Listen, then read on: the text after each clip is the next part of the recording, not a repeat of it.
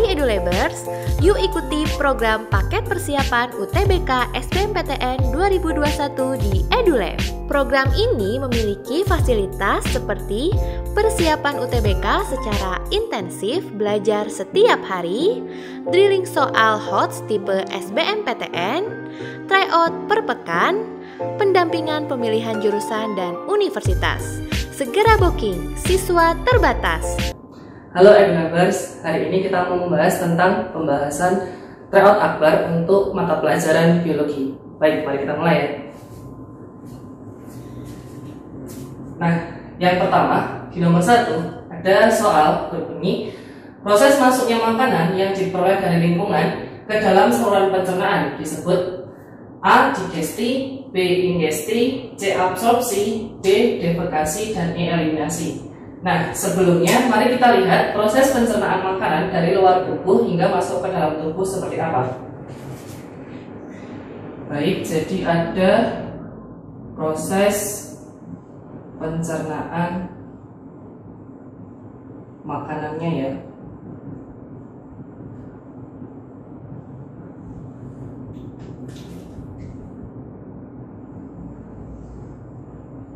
Nah, tahap yang pertama itu ada proses ingesti.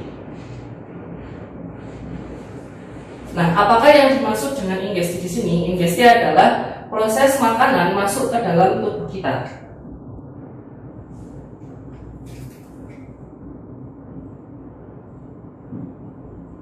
Proses masuknya makanan. Nah, masuknya makanan itu tentu melalui mulut ya.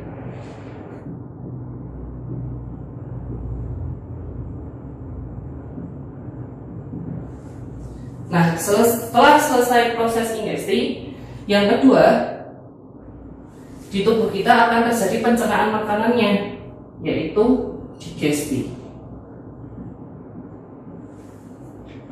Nah, digesti merupakan proses pencernaan makanan oleh organ pencernaan.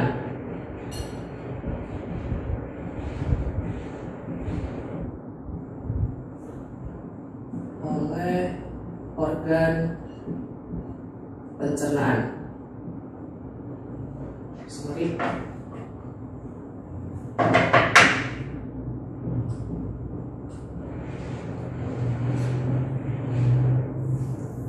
Kemudian setelah dicerna, maka sari-sari makanan yang dihasilkan dari proses digesti tadi akan diserap melalui tahap absorpsi.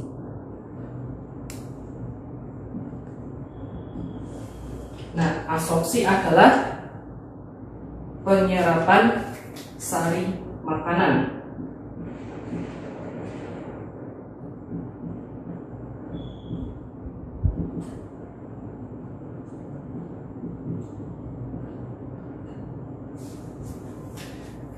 Dan ada proses eliminasi, yaitu tidak semua makanan itu bisa kita cerna. Makanan yang tidak kita cerna itu akan dieliminasi.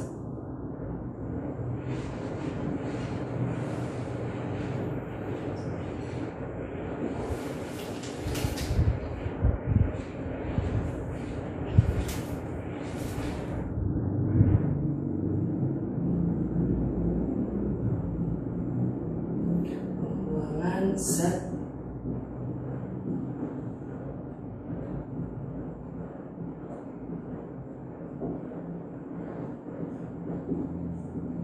Nah, pembuangan zat yang tidak dapat dicerna itu adalah eliminasi. Dan yang terakhir, zat sisa dari proses digesti akan dikeluarkan dari tubuh melalui proses defekasi.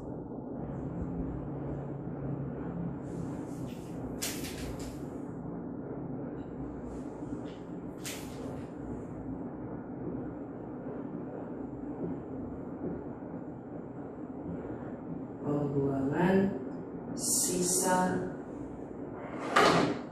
pencernaan.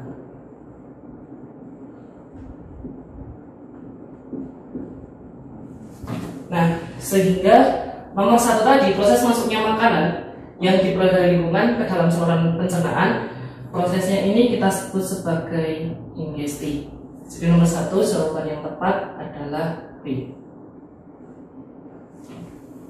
Baik, mari kita lanjut ke soal nomor 2. Di soal nomor 2, dibandingkan jenis sel tubuh lain, sel otot rangka ditemukan banyak organel titik-titik: A. lisosom, B. sentrosom, C. peroksisom, D. plastida, dan E. mitokondria. Nah, di sini kita bahas. Kita tahu bahwa sel otot itu bekerja untuk kontraksi, melakukan kontraksi ya. Nah, di mana aktivitas kontraksi otot itu memerlukan ATP.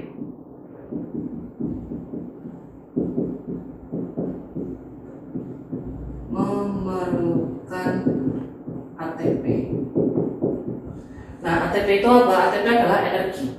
Jadi di sel otot atau organ otot ini ya, dia lebih banyak organel apa?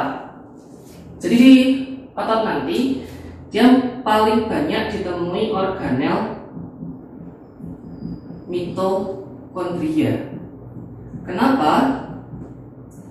Sebab organel mitokondria berperan dalam sintesis ATP.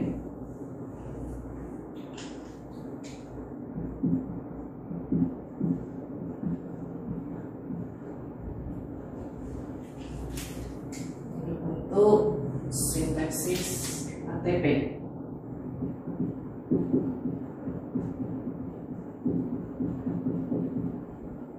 Nah, atau dengan kata lain, dia melakukan respirasi seluler yang nantinya akan menghasilkan ATP. Sehingga dari soal tersebut, jawaban yang paling tepat adalah E.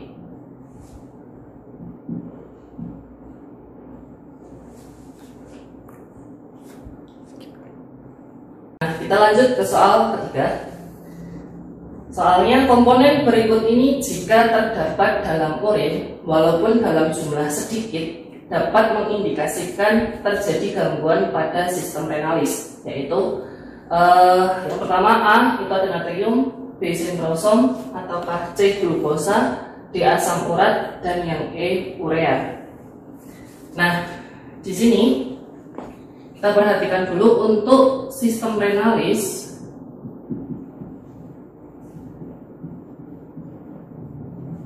Dia bertanggung jawab dalam pembentukan urin.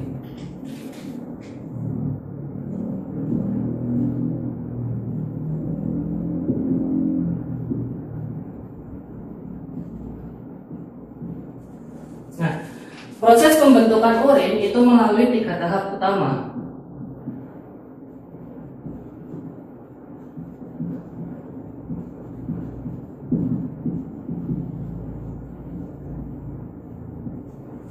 Yang pertama,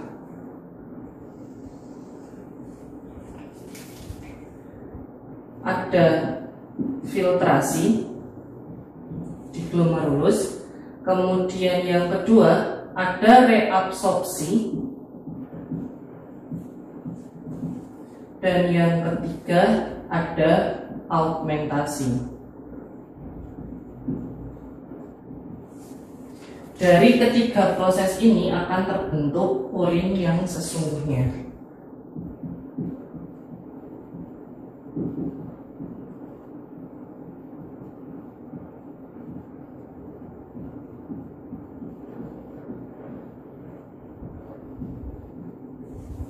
Nah, kandungan dalam urin sesungguhnya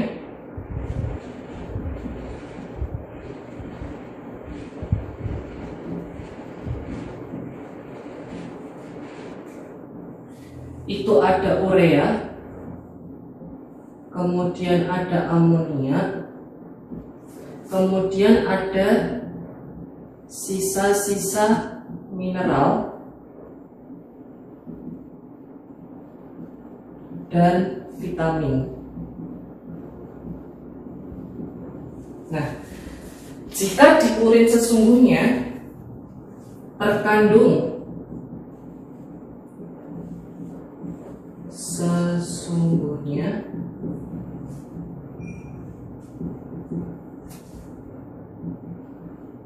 terdapat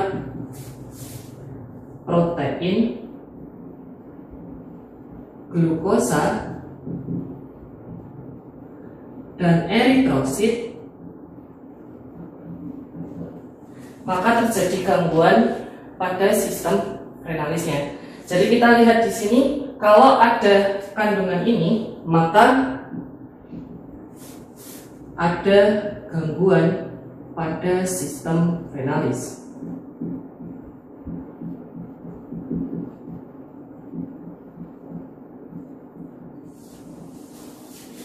Sehingga di sini kita tahu kalau ada protein, glukosa, dan eritrosit, berarti kalau ada glukosa itu menandakan adanya gangguan di sistem renalis kita. Jawaban yang tepat adalah C. Baik, di sini kita lanjut di soal nomor 4. Kali ini materinya tentang metabolisme, yaitu fotosintesis. Nah, berikut ini hal yang terjadi pada reaksi terang fotosintesis. Baik, mari kita lihat apa saja yang terjadi dalam reaksi terang fotosintesis.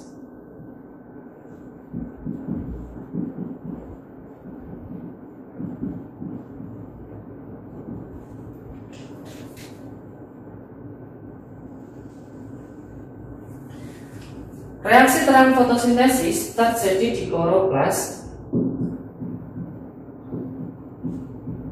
di bagian grana.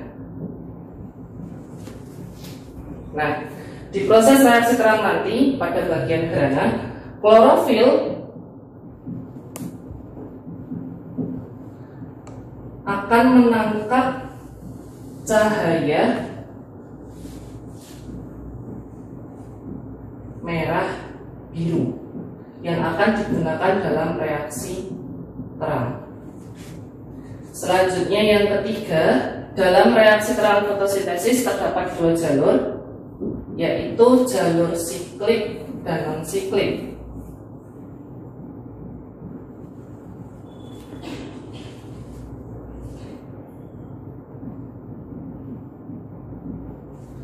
Untuk jalur siklik akan dihasilkan senyawa ATP. Sedangkan untuk jalur non-siklik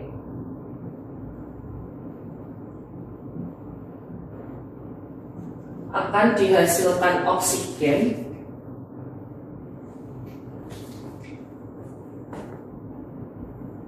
NADPH dan ATP. Nah, kemudian di reaksi terang fotosintesis juga terjadi peristiwa fotolisis air, di mana reaksinya H2O akan dipecah menjadi oksigen plus ion H+ dan elektron. Jadi reaksi yang terjadi pada reaksi terang fotosintesis, prosesnya ya, adalah pemecahan molekul air, yaitu D. Baik, sekarang kita ke soal nomor 5. Di sini ada persilangan dua sifat beda pada keturunan F2-nya menghasilkan perbandingan fenotip 9:7. Hal ini terjadi karena adanya peristiwa titik-titik. Nah, mari kita lihat kalau ada perbandingan fenotip seperti ini, peristiwanya adalah penyimpangan semu hukum Mendel. Nah, mari kita lihat apa aja penyimpangan semu hukum Mendelnya.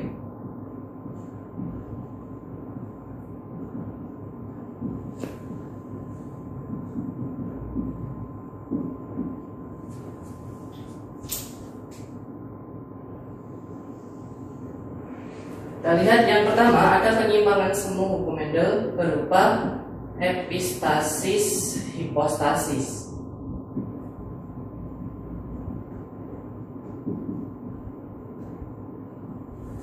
Penyimpangan yang epistasis hipostasis akan membentuk perbandingan fenotip F2-nya sebesar 12:3:1. Kemudian yang kedua, Untuk penyimpangan semu hukum Mendel yang berupa kriptomeri akan membentuk perbandingan 9:3:4. Kemudian yang ketiga, penyimpangan yang berupa polimeri akan membentuk perbandingan 15:1. Dan untuk gen komplementer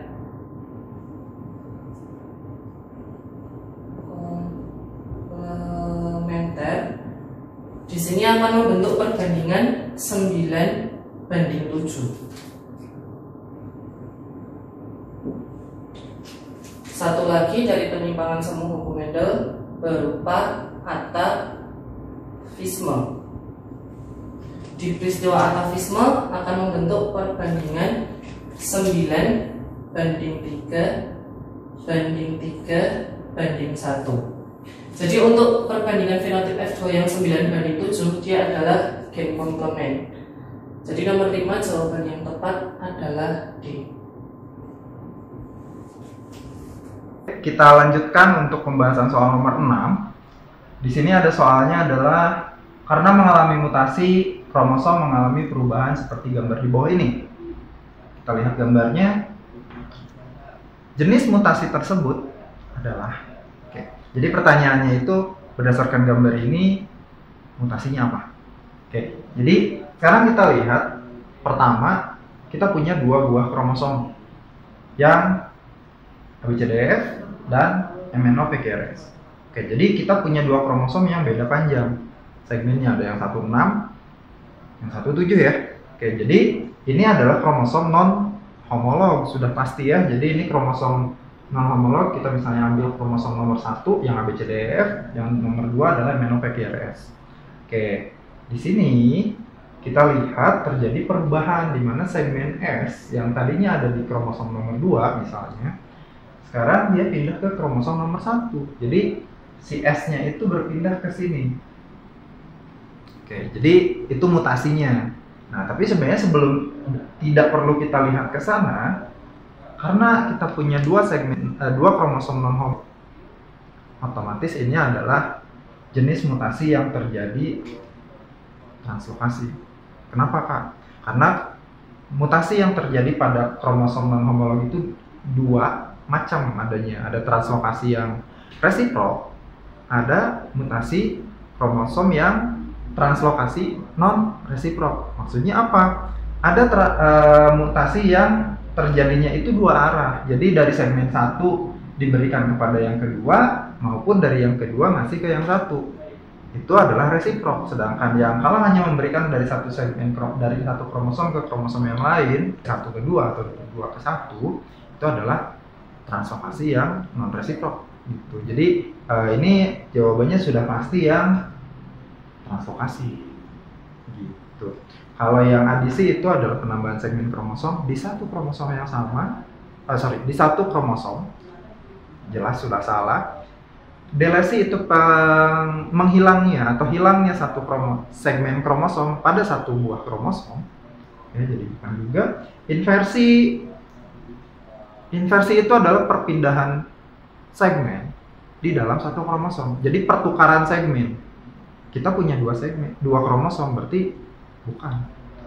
Transversi itu adalah mutasi yang terjadi pada basa nitrogen. Substitusi di basa nitrogen. Jadi ini udah pasti bukan, karena yang kita bahas adalah mutasi kromosom, bukan mutasi gen. Jadi untuk nomor 6 jawabannya sudah jelas, sudah clear, itu adalah translokasi. Kita lanjutkan ke soal nomor 7. Soalnya itu adalah, kita baca ya bareng-bareng. Enzim PFU polimerase dapat digunakan dalam proses polimerase chain reaction atau PCR, di mana enzim ini diisolasi dari spesies Pyrococcus sporiosus katanya, yang ditemukan di hidup pada sedimen dasar laut geotermal yang suhunya mencapai 100 derajat Celcius.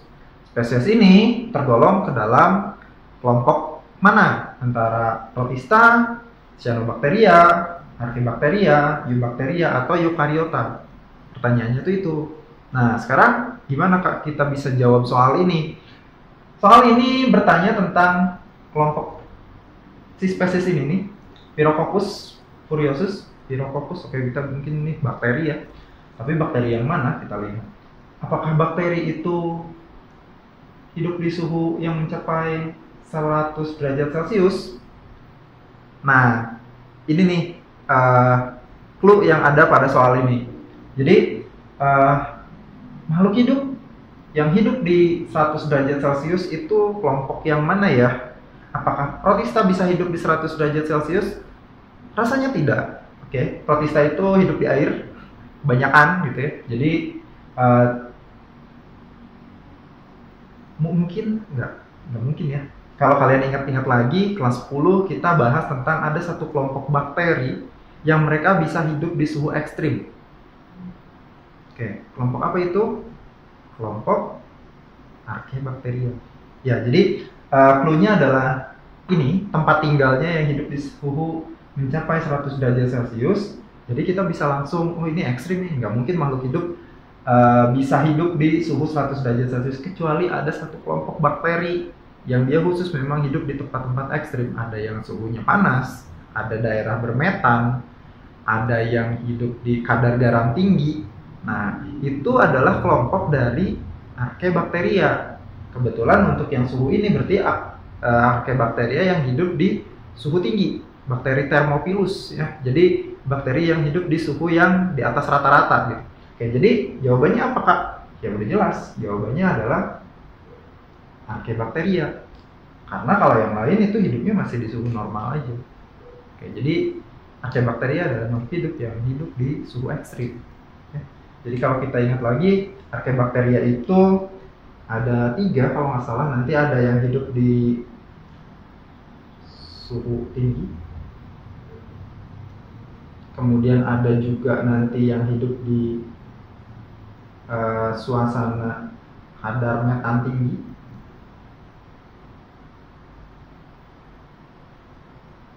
kadar metan.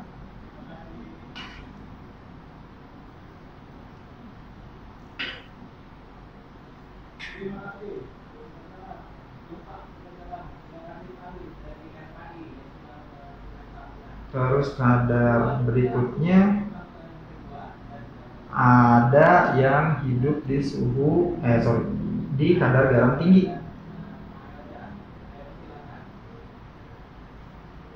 Kalau tidak salah nanti ada yang di suhu tinggi itu bakteri Thermophilus.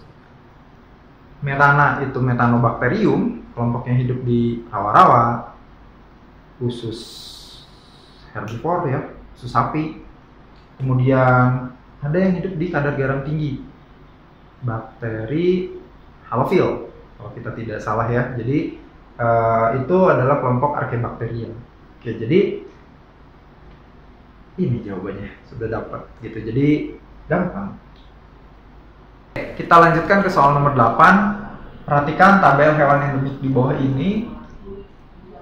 Hewan endemik itu kita tahu bahwa hewan yang hanya ada di daerah-daerah tertentu saja ya. Jadi misalnya ada di Jawa, Jawa saja, Kalimantan, Kalimantan saja. Oke, bisa. Kemudian ada kelas, kita lihat tabelnya. Ada kelas Mamalia dan Aves. Kemudian tempatnya itu ada Kalimantan, Papua, sama Sulawesi. Dan hewannya itu ada anoa, walabi, tapir, itu untuk mamalia. Avesnya ada rangkong, maleo, sama nuri raja. Oke. Kemudian jenis hewan yang mempunyai kesesuaian antara kelas dan tempat hidupnya adalah titik-titik.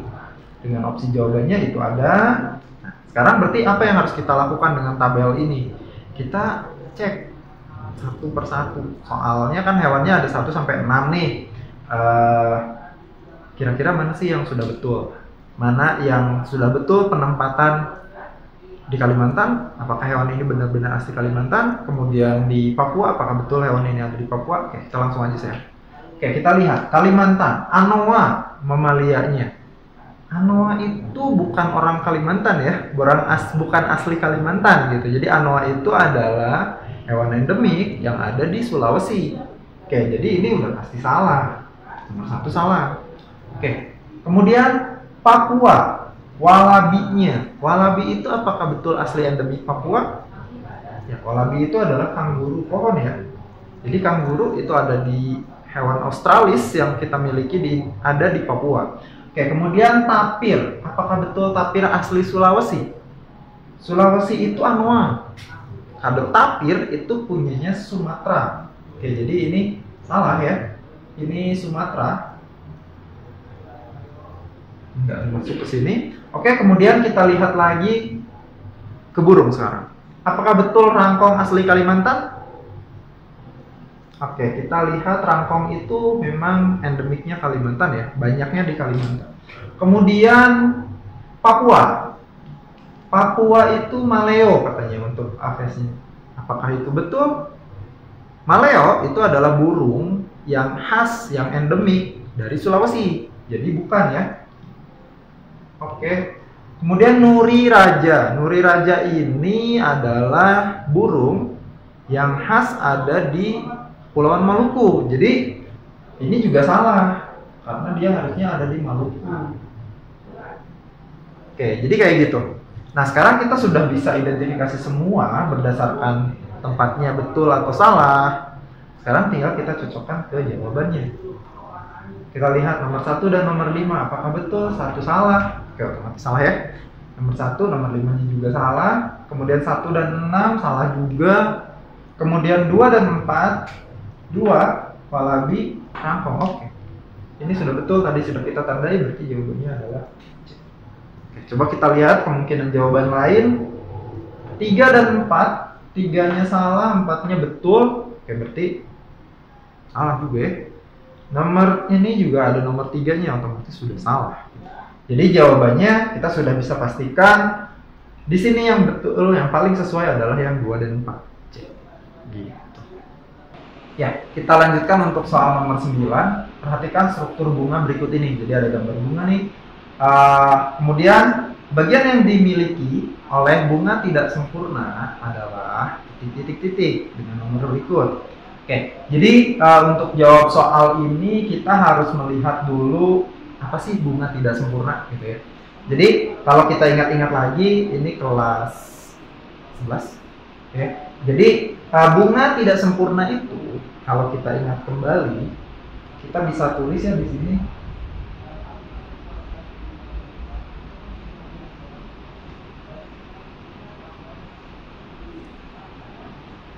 Oke, bunga tidak sempurna. Jadi bunga itu bisa bunga sempurna, bunga tidak sempurna. Sempurna itu kalau mereka memiliki 2 alat kelamin di dalam satu bunga.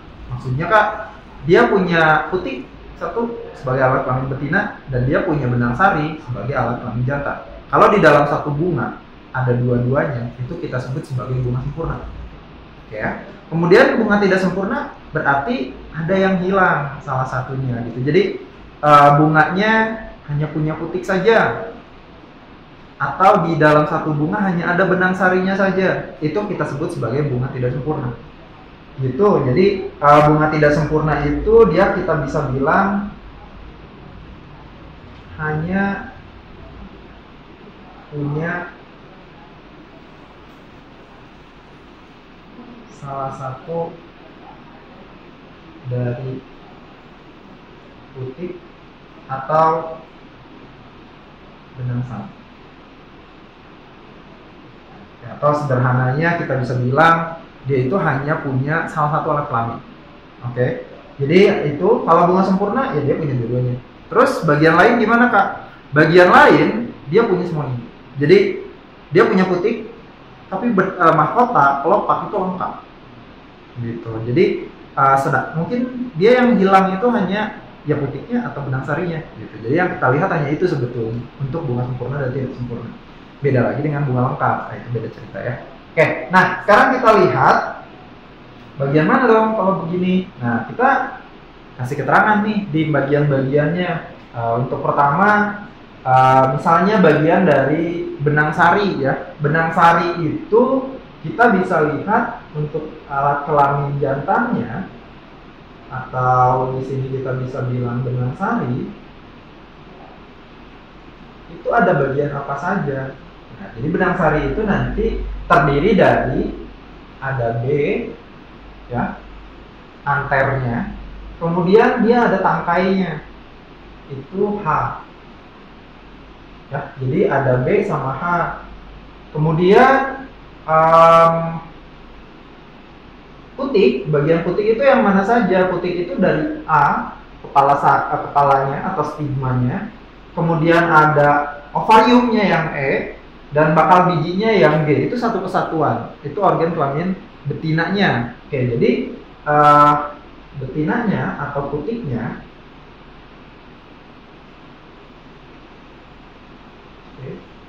oke, jadi putiknya itu ada, kita mulai dari ada E, terus ada, oke, di atas dulu ya, ada A, ada E, ada G. Nah, kita lihat ada A, kepala putiknya, G bakal bijinya, kemudian E adalah ovariumnya. Oke, nah sekarang kalau kita harus tinggal pilih, gitu. Jadi kita tinggal pilih dari kedua bagian ini, ya. Jadi dari benang sari atau dari putik, mana yang ada mereka, gitu. Jadi tidak boleh kalau ada B, nggak boleh ada A. Kalau misalnya dia punya H, tidak boleh ada E, begitu. Ya, jadi kalau ada yang di benang sari, berarti dia harus benang sari saja. Tapi kalau misalnya dia ada putih, berarti dia putih saja. Seperti itu. Oke, sekarang kita lihat. Bagian yang dimiliki oleh bunga tidak sempurna adalah A, H, sama C. Yang A. Ada A di putih, H punyanya benang sari. Oke, berarti dua-duanya ada. Itu adalah bunga sempurna. Harusnya punya bagian itu. Kemudian B, C, G. Oke, ada B, ada C. Oke, C is okay. G. Ada konflik dua-duanya. Itu berarti bunga sempurna juga. Oke, sekarang E, G, A. E, G, A. Oh, dia punya bagian adalah bagian putik semua. Berarti itu mungkin dimiliki oleh bunga tidak sempurna. Coba kita lihat yang lain, F, D, E, gitu ya. Ada F, oke, nggak masalah. B punyanya benang sari, A-nya punyanya putih. Berarti bukan, itu bunga sempurna. Kemudian ada C, A, H. C, A, H itu C, oke, ada A-nya putih, H itu adanya bagian dari benang sarinya. Oke, berarti itu juga bukan. Seperti itu. Jadi cara jawabnya seperti itu. Oke, kita lanjutkan ke soal nomor 10. Kita lihat soalnya dulu. Perhatikan gambar nefron berikut ini. Oke, nefron ya. Jadi di nefron, huruf X pada gambar di atas adalah, coba kita cermati di mana huruf X. Oh, huruf X itu ada di warna merah yang dekat dengan, ini ada yang tahu, ini glomerulus ya. Jadi kita bisa menduga bahwa huruf X ini adalah yang membawa darah masuk ke dalam glomerulus. Bukan keluar kan, karena ingat mas, tahapan pembentukan urin itu adalah masuk ke glomerulus untuk filtrasi, kemudian tubullus contortus distal untuk proses reabsorpsi, kemudian masuk ke tubullus contortus proximal untuk proses augmentasi. Oke, tapi kita tidak bahas itu ya. Nah, sekarang kita lihat di glomerulus itu terjadi filtrasi darah, di mana darahnya harus dibawa dulu ke glomerulus untuk disaring. Nah, yang membawa darah masuk ke dalam ginjal itu adalah arteri, jelas. Tapi yang masuk ke glomerulus itu harus lebih kecil daripada arteri, itu kapilernya. Kita sebut sebagai arteriola. Nah, arteriola yang masuk di nefron itu ada dua, atau arteriola yang ada di nefron itu ada dua. Yang pertama, jadi arteriola itu nanti ada yang namanya aferen, ada yang eferen. Bedanya apa? Bedanya adalah aferen itu adalah yang membawa darah masuk ke glomerulus sebelum difilter. Jadi membawa darah yang kotor untuk difilter. Jadi kalau misalnya kita bisa bilang aferen itu adalah yang membawa darah masuk ke glomerulus. Sekarang eferen adalah yang membawa darah keluar dari glomerulus. Jadi kalau misalnya ditanya huruf X, itu kira-kira yang mana ya? Glomerulus di sini darah otomatis akan mengalir dari luar ke glomerulus, masuk, kemudian baru nanti keluar. Jadi X itu adalah bagian yang kita sebut sebagai aferen, darah yang mau disaring, gitu ya. Kemudian sedangkan nanti di sini ini nanti adalah eferennya, gitu. Jadi keluar, baru nanti darah mengalir lagi balik ke vena. Kemudian jawabannya yang mana, Kak? Oke, kita lihat arteriola aferen yang membawa darah kotor. Jadi jawabannya yang A. Itu sudah jelas, gitu ya. Nah, kayak gitu. Jadi kita bisa lanjutkan ke soal berikutnya. Hai EduLabers, yuk ikuti program paket persiapan UTBK SBMPTN 2021 di EduLab. Program ini memiliki fasilitas seperti persiapan UTBK secara intensif belajar setiap hari, drilling soal HOTS tipe SBMPTN, tryout per pekan, pendampingan pemilihan jurusan dan universitas. Segera booking, siswa terbatas. Hai adik-adik, hari ini Teteh akan membahas beberapa soal yang diambil dari soal UTBK. Nomor 11, saat seseorang mengonsumsi makanan berlemak dan mencapai usus halus, tubuh akan merangsang sekresi komponen berikut, kecuali Teteh coba bahas di optionnya satu persatu ya. Yang pertama ada cairan empedu nih. Cairan empedu itu dihasilkan oleh sel-sel hati yang mengandung, yang pertama itu ada air, lalu ada garam empedu. Garam empedu ini yang berfungsi sebagai pengemulsi lemak. Kemudian ada bilirubin. Bilirubin ini sebagai hasil dari perombakan eritrosit yang udah tua ataupun yang rusak. Lalu ada kolesterol atau lipid.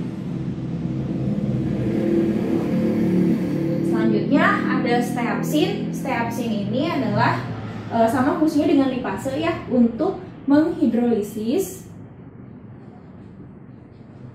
lemak menjadi asam lemak dan gliserol.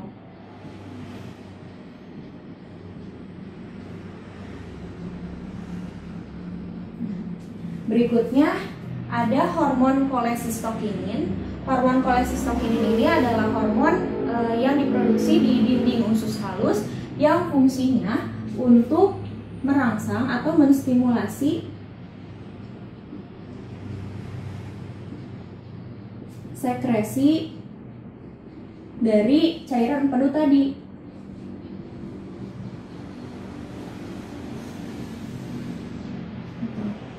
Lalu ini ada hormon sekretin juga sama ya.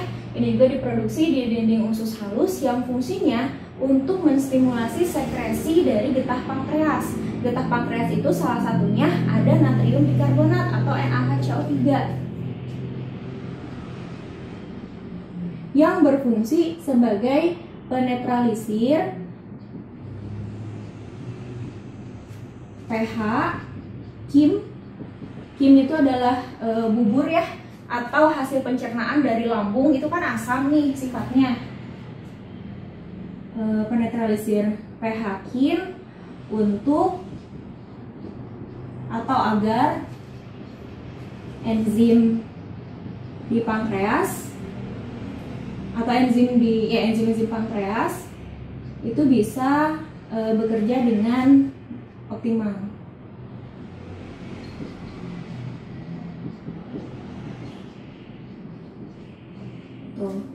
Nah, ini udah saya jelasin yang masih berkaitan dengan pencernaan lemak ya.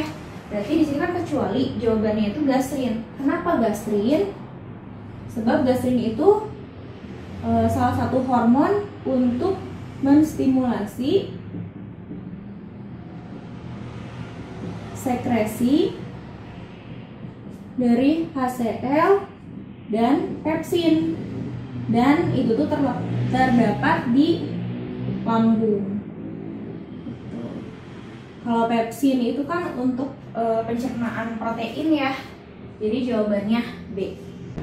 Nomor berikutnya, pada saat kita mengambil nafas, maka rongga dada akan membesar. Hal tersebut disebabkan oleh, di sini masih pada ingat kan gimana proses pernapasan. Kalau di nomor 12, ini gimana caranya mengambil nafas atau kita sebut sebagai inspirasi. Kita tulis ya prosesnya. Pertama, saat inspirasi atau pengambilan nafas ini, otot antar tulang rusuk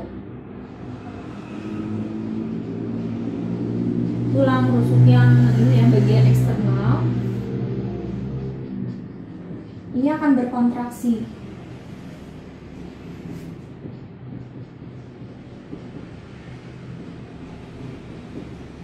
Kemudian rongga dadanya membesar.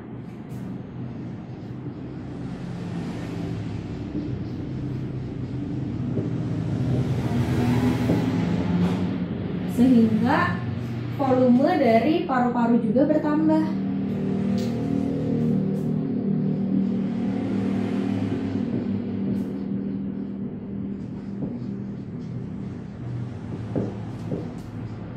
Nah, jika sudah siap ya volume paru-paru juga udah bertambah, tekanan udara yang berada di lingkungan itu lebih besar daripada tekanan yang berada di dalam paru-paru, sehingga udaranya bisa masuk. Ini tekanan udara dalam paru-paru menurun.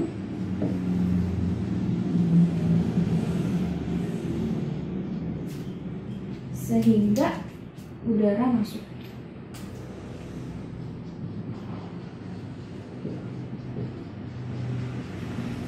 Jadi di sini jawaban yang tepat adalah yang E ya, kontraksi otot antar tulang rusuk eksternal. Pembahasan soal berikutnya ya, di sini ada bagian tentang reaksi dari glikolisis. Sebenarnya yang ditanyain itu adalah reaksi eksergonik ya, terjadi pada nomor berapa. Kalau reaksi dari eksergonik itu sendiri artinya reaksi yang menghasilkan ATP. Sedangkan endergonik yaitu reaksi yang membutuhkan ATP.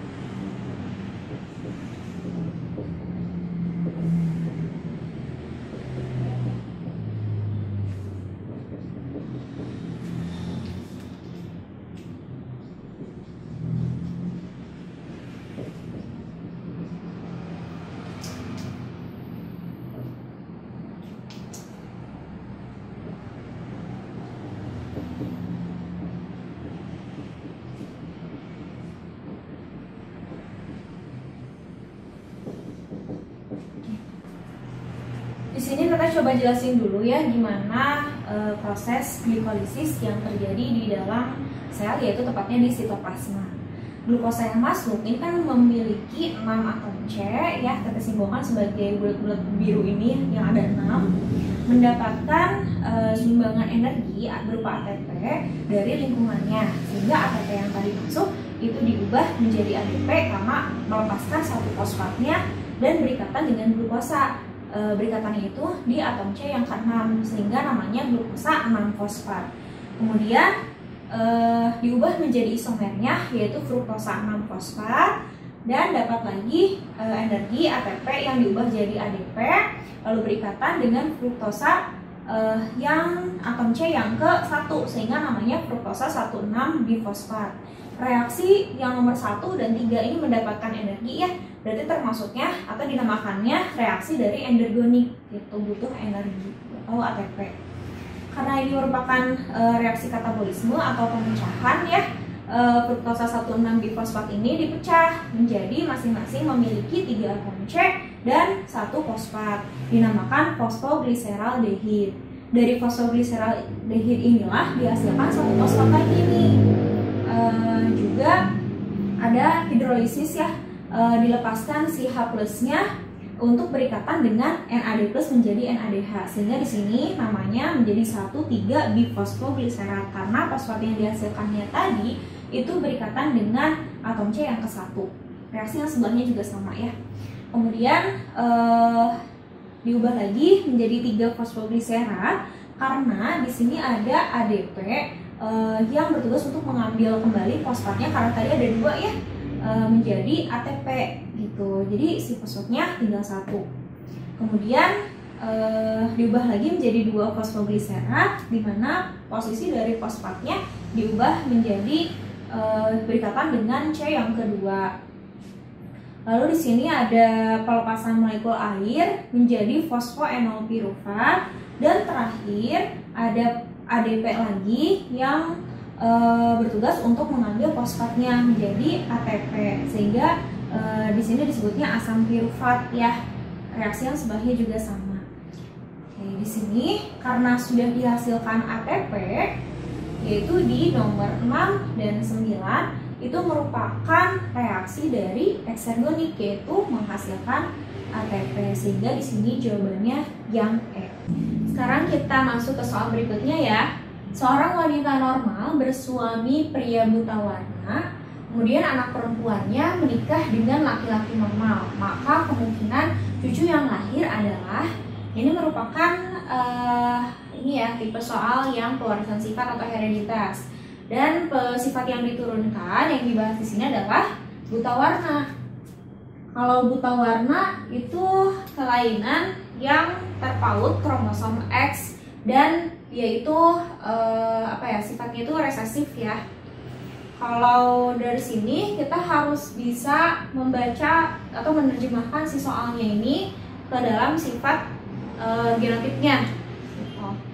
Pertama nih, ada wanita normal ibunya ya. Berarti orang tuanya kayak sama dengan, untuk ibunya itu normal disimbolkan sebagai XB besar menikah dengan pria buta warna nih suaminya. Berarti X B kecil Y, karena resesif ya kalau buta warna. Lalu bikin gametnya, pisahkan nih, X B besar samakan dua-duanya. Kalau ini X B kecil, Y. Kemudian dihasilkanlah filial atau keturunannya X B besar, X B kecil. Lalu ada X B besar, Y. Jadi di sini dihasilkan anak perempuan yang carrier, dan ada anak laki-laki yang normal. Ini turunan pertamanya ya. Lalu anak yang perempuan, berarti yang ini ya, yang carrier itu menikah dengan laki-laki normal. Kita tulis di sini dia sebagai P2 ya. X B besar, X B kecil disilangkan dengan laki-laki normal X B besar Y. Gametnya X B besar, X B kecil, lalu X B besar, Y.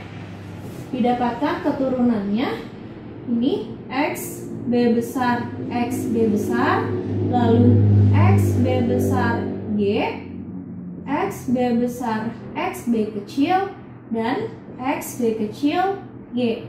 Nah, di sini keterangannya X B besar berarti perempuan yang normal. Kalau X B besar Y, laki-laki yang normal juga. Kalau X B besar, X B kecil, ini adalah perempuan carrier, sama dengan ibunya. Lalu ada laki-laki yang buta warna, karena dia punya gen B kecil ya, resesif buta warna. Seperti itu. Sehingga di sini kita mendapatkan keturunannya dari cucu-cucunya yang lahir.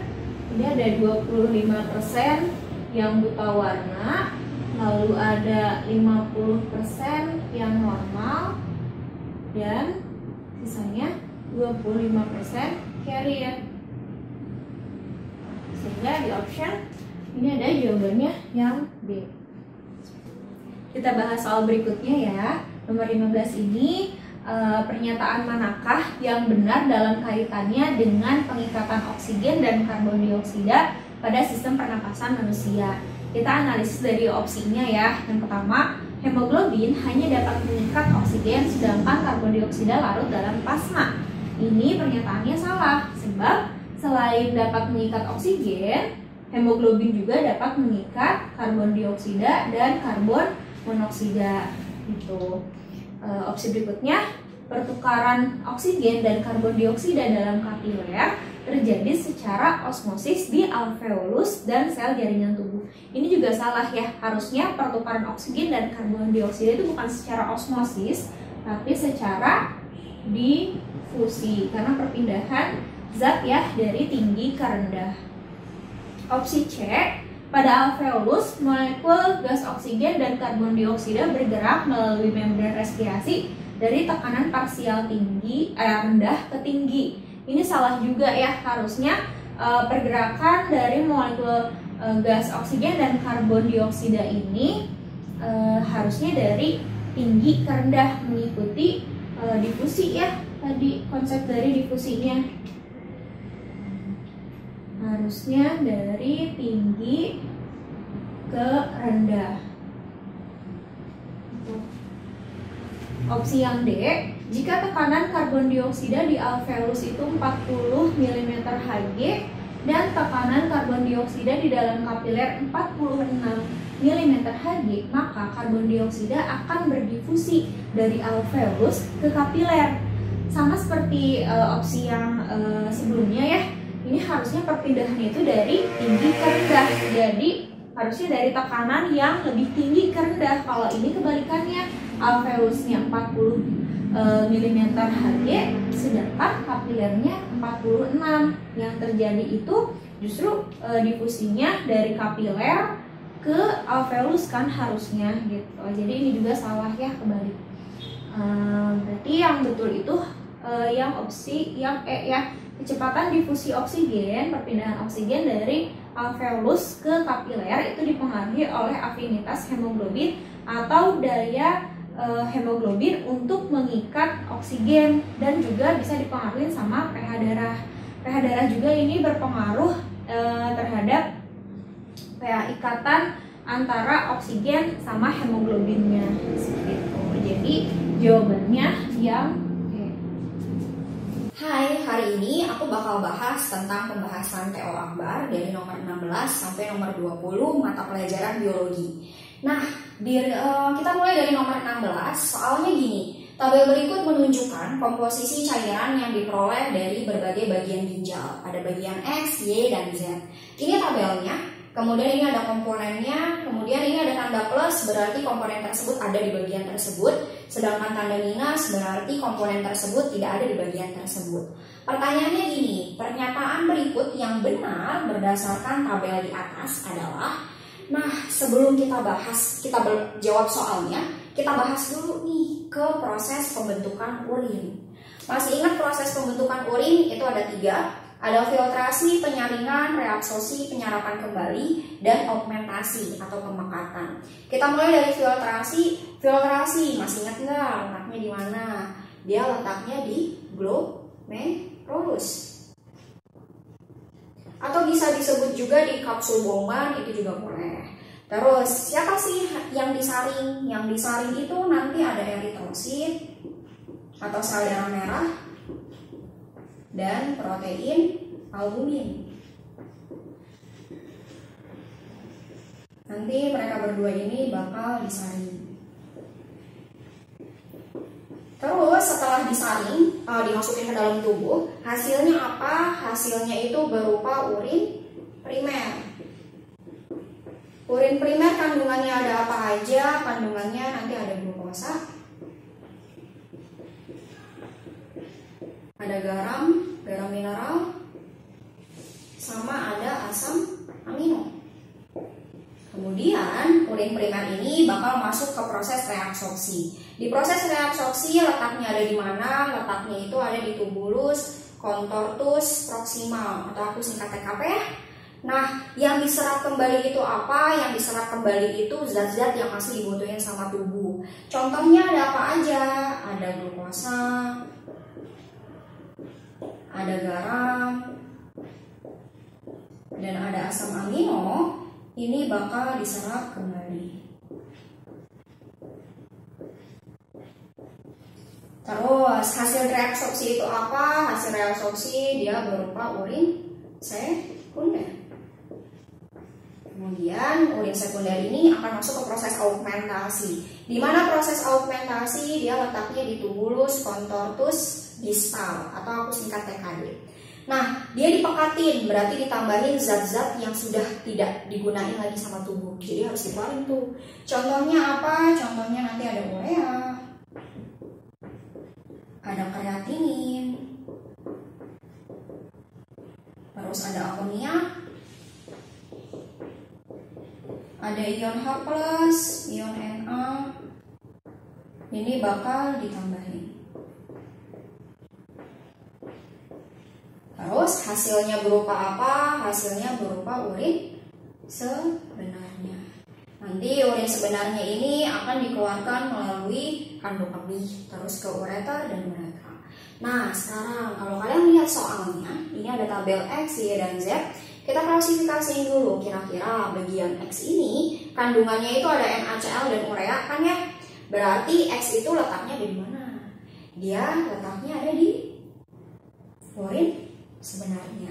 Karena kandungannya ada urea nih. Gitu. Terus, berarti kalau X itu bagian TKD ya, tubulus contortus distal. Kemudian kalau bagian Y, dia ada NaCl, urea, dan glukosa. Kira-kira ini kata kuncinya ada glukosa nih. Berarti kalau ada glukosa, dia sudah melalui proses filtrasi. Berarti Y itu merupakan bagian glomerulus atau kapsul Bowman. Sekarang yang terakhir yang Z. Kalau yang Z ini tuh ada semua. Berarti urinnya belum belum diproses kan ya, belum masuk ke proses filtrasi. Jadi Z itu adanya letaknya di arteriol aferen dan di arteri renalis. Berarti yang nomor 16 jawaban yang benar adalah yang dodol. Cairan Y diperoleh dari kapsula Bowman. Nah, kita lanjut ke nomor 17. Soal nomor 17 tuh kayak gini. Jika diketahui bahwa suatu molekul DNA mengandung sekitar 16,2% basa adenin, maka kita harus cari pernyataan yang benar. Nah, kalau misalnya kita bahas. Jadi misalnya ini aku gambarin, ini DNA ya ceritanya. Terus kalau kalian ingat, DNA itu basa nitrogennya kan ada adenin, timin, guanin, dan sitosin.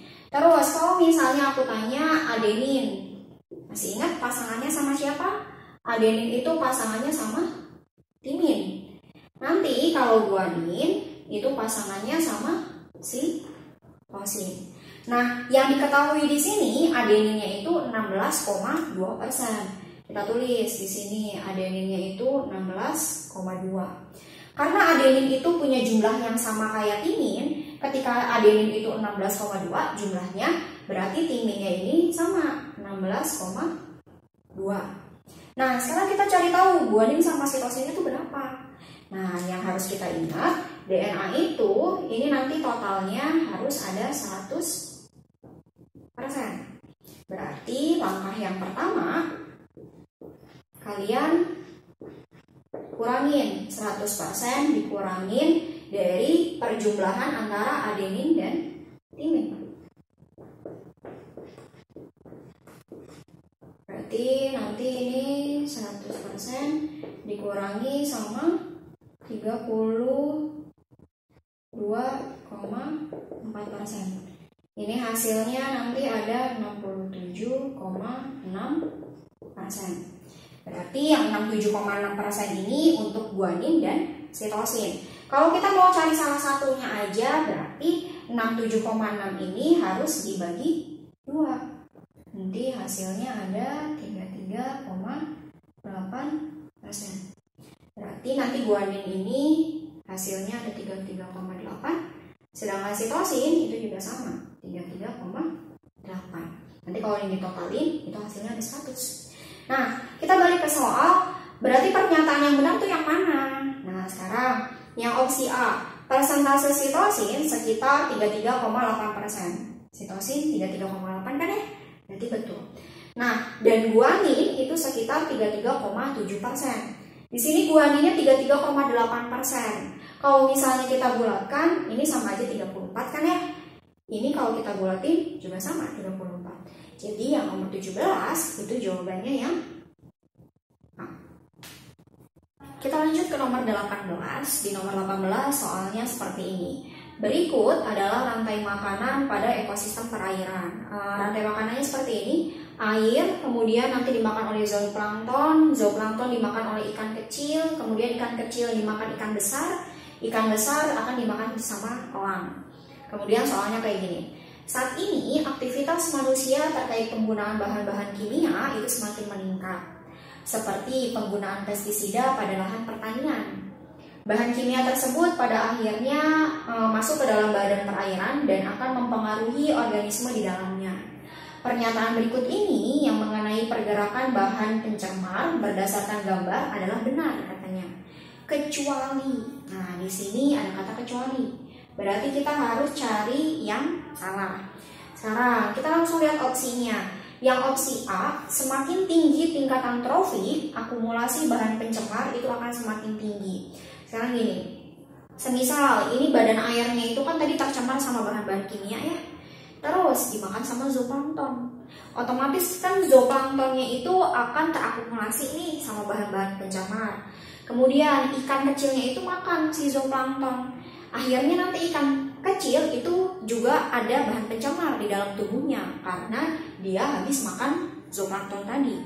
Kemudian ikan besar itu juga makan ikan kecil. Ketika dia makan ikan kecil, otomatis dia akan dapat bahan pencemar yang berasal dari ikan kecil, di mana di dalam tubuh ikan kecil itu udah ada akumulasi dari badan dia sendiri dan dari zooplankton. Jadi semakin tinggi tingkatan trofiknya, misalnya elang nih, kan dia makin tinggi ya, otomatis akumulasi bahan pencemarnya itu akan lebih banyak karena dia dapat dari ikan besarnya itu udah dapat dari ikan kecilnya dapat dari zooplankton, kayak gitu. Berarti opsi A itu jawabannya benar. Kemudian yang B, senyawa kimia tersebut akan diakumulasi oleh organisme dalam darah katanya. Nah, yang perlu diketahui adalah senyawa kimia itu diakumulasinya itu bukan di dalam darah. Terus di mana? Nanti senyawa kimia itu akan diakumulasi di organ yang mempunyai mobilitas yang rendah, kemudian yang memiliki struktur kompak. Contohnya apa aja? Contohnya itu ada jaringan lemak dan otot atau daging kita. Jadi untuk nomor 18 yang salah atau yang kecuali itu yang B. Kita lanjut ke nomor 19. Di nomor 19 soalnya seperti ini. Perhatikan umbi kentang yang bertunas berikut. Nanti ada gambar kentang, kemudian si kentangnya ini ada tumbuh tunas-tunasnya. Terus di soalnya dia bilang umbi kentang berbeda dengan umbi wortel katanya. Nah, umbi wortel itu tidak akan tumbuh tunas seperti gambar di atas. Alasan yang menyebabkan hal tersebut adalah, nah sekarang yang perlu kita ketahui seperti ini. Tunas merupakan tumbuhan muda yang baru muncul di bagian batang. Terus kenapa sih teh cuma umbi kentang aja yang muncul tunas, tapi umbi wortel itu tidak? Ayo kita ingat-ingat, umbi kentang itu merupakan modifikasi dari batang. Jadi kalau kalian makan kentang, sebenarnya itu kalian makan batangnya. Terus kalau wortel itu merupakan modifikasi dari bagian akar. Jadi kalau kalian makan wortel, itu kalian makan akarnya. Nah, berarti udah tahu kan ya alasannya yang mana? Berarti yang nomor 19 itu jawabannya yang E. Umbi kentang terbentuk dari batang, makanya tumbuh tunas. Sedangkan umbi wortel itu terbentuknya dari akar, jadi nggak tumbuh tunas. Kita lanjut ke nomor soal 20. Ini soalnya rada panjang ya. Di nomor soal 20, sebuah penelitian dilakukan untuk membandingkan laju respirasi dengan volume inspirasi sekelompok pria. 20 pria dijadikan sampel penelitian dengan kriteria memiliki bobot tubuh di antara 70 sampai 80 kilo, bukan perokok dan berusia di antara 25 sampai 35 tahun. Volume inspirasi dihitung dari jumlah udara yang masuk ke dalam paru-paru setiap kali bernafas, sedangkan laju respirasi dihitung dari jumlah inspirasi-ekspirasi setiap menitnya. Grafik berikut menunjukkan hasil penelitian tersebut. Nah, grafik yang ini itu volume inspirasi, kalau yang sumbu X-nya itu laju respirasi. Kalau kalian lihat di sini, semakin tinggi volume inspirasinya, maka laju respirasinya makin rendah kan ya. Sedangkan kalau volume inspirasinya makin menurun, laju respirasinya makin meningkat. Nah, katanya dia gini soalnya. Berdasarkan hasil penelitian tersebut dapat disimpulkan bahwa kita lihat yang opsi A. Volume inspirasi merupakan indikator penting dalam pengangkutan oksigen. Apakah volume inspirasi aja yang merupakan indikator penting? Salah ya. Harusnya volume inspirasi dan laju respirasi merupakan indikator penting dalam pengangkutan oksigen. Jadi opsi A sama opsi B itu udah pasti salah. Kemudian yang C, laju respirasi dan volume inspirasi saling mempengaruhi satu sama lain. Betul nggak? Kalau kita lihat di sini, dia saling mempengaruhi kan ya? Tadi yang aku bilang, semakin tinggi volume inspirasi, maka laju respirasinya semakin rendah. Begitu sebaliknya, ketika volume inspirasinya makin menurun, laju respirasinya makin meningkat. Jadi nomor 20 ini jawabannya yang C. Gitu.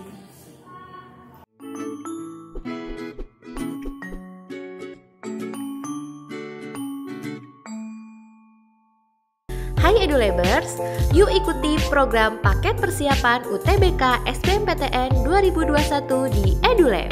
Program ini memiliki fasilitas seperti persiapan UTBK secara intensif belajar setiap hari, drilling soal HOTS tipe SBMPTN, tryout per pekan, pendampingan pemilihan jurusan dan universitas.